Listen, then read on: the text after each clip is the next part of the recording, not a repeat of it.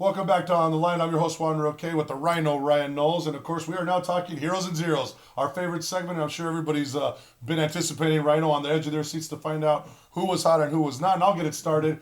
My hero of the week, of course, for all you Cardinals lovers, are going to be happy that I'm about to say this. Cardinals quarterback Kevin Kolb, the much embattled quarterback who has battled through a lot of controversy, right? A lot of people thinking that he wasn't the guy, the trade for Dominic Rodgers-Cromartie, the second-round draft pick, the big contract, and delivering Sunday against the New England Patriots. Didn't lose the game for the Cardinals. Now, granted, he's going to get better. He's going to improve. But when you think about the fact that DeAnthony Batiste was getting beat like a drum by Chandler Jones, who's only a rookie, was in the backfield all the time in Kolb's for one series. Well, Kolb was still able to overcome it. Yeah. Was able to lead the Cardinals to some scoring drives, put them in a position to hold on to the lead and win the football game. So, my hero this week, Kevin Kolb. Yes, sir. Yes, sir.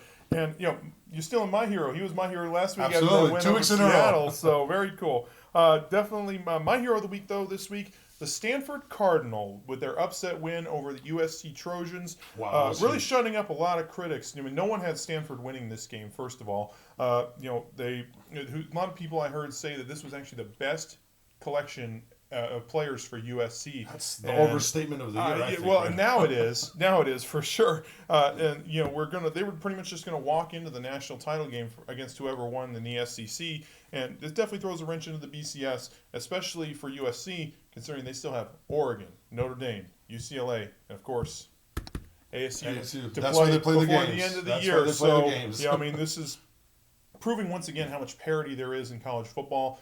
Any team can come in any week and upset a potential title contender. And if Stanford was, of course, ranked, but USC was considered to be definitely the team to beat. A national title. Everyone was handing them the Pac-12. They were handing them the South. That's right. Handing them the title, and basically already putting them in the national title game. And Stanford, for David Walsh, their coach, I keep forgetting their head coach. So David Walsh, I believe, is his name. I think that's right. What a heck of a job he did in preparing his kids to beat USC. I mean, it's just a hell of a job. How much do you think Stephon Taylor improved his draft stock? Oh, absolutely. Big time.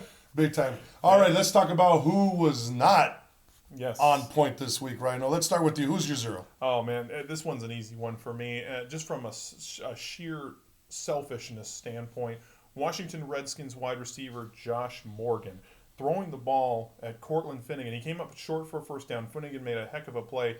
He starts, they start jawing back and forth. Which is what Finnegan does. Yeah, I mean, absolutely. That's Gets how under he's the made his guy's reputation. skin. He's a corner. That's what they're supposed to do.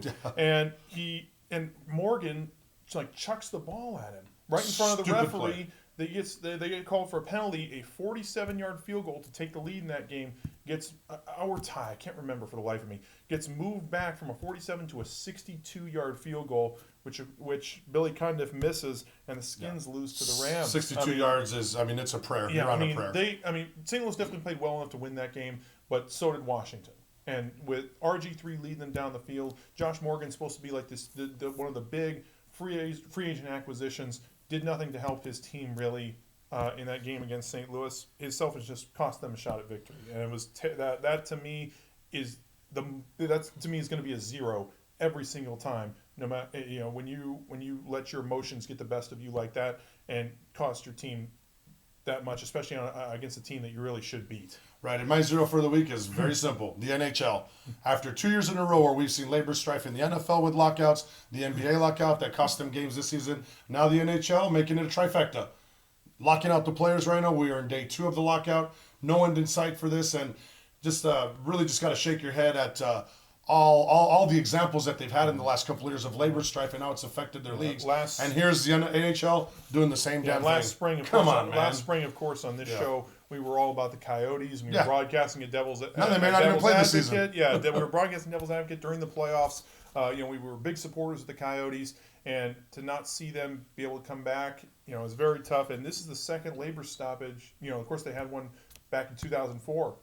And it pretty much cost them the whole season. It did cost them the season, didn't it? Yeah, that's right. So for them to have another one here, and it doesn't look like relief is on the horizon either. This is a really bad way to do things. They've had some trouble meeting with one another. So this one could last. Get to the table and make an agreement. So those are our heroes and zeros for the week, folks. Of course, you're always welcome to join the conversation on our Facebook page. Tell us who your heroes and zeros are. Tell us if ours are full of it or if ours are on point. Yeah. We always welcome our feedback from the fans. When we get back, I'm going to talk about my On the Line. So stay tuned.